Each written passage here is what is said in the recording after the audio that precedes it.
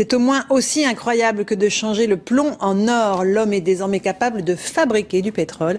Des chercheurs français et espagnols ont trouvé la formule miracle en recyclant nos rejets de CO2. C'est une révolution énergétique et écologique qui est déjà en marche en Espagne, où se sont rendus Christine Chapelle et Jean-François Drouillet. Regardez leur reportage.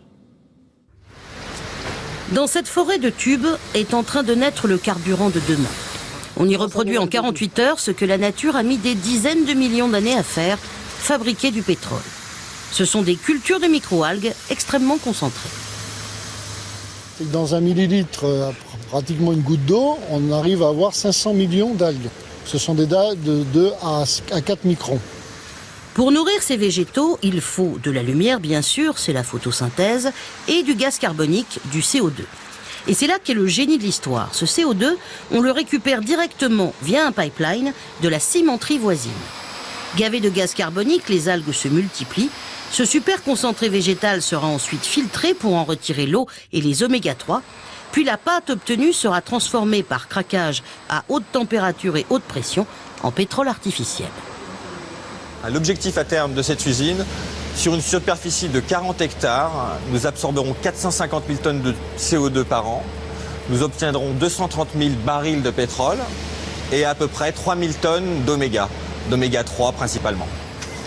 L'ingénieur à l'origine du projet, c'est lui, Bernard Stroiazzo-Mougin. Sensibilisé il y a 5 ans aux effets des gaz à effet de serre, il se souvient alors que la recette du pétrole fossile, c'est l'interaction de gaz carbonique et de végétaux. Il contacte un chercheur de l'université d'Alicante, spécialisé dans les microalgues.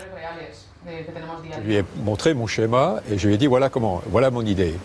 Et lui immédiatement sa réaction était mince, comment on n'y a pas pensé avant?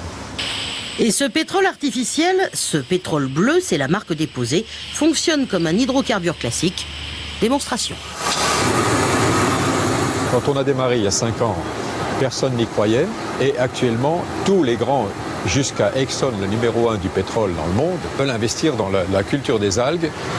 On peut désormais rêver d'un avenir où chaque usine dégageant du CO2 sera couplée à ces cultures d'algues.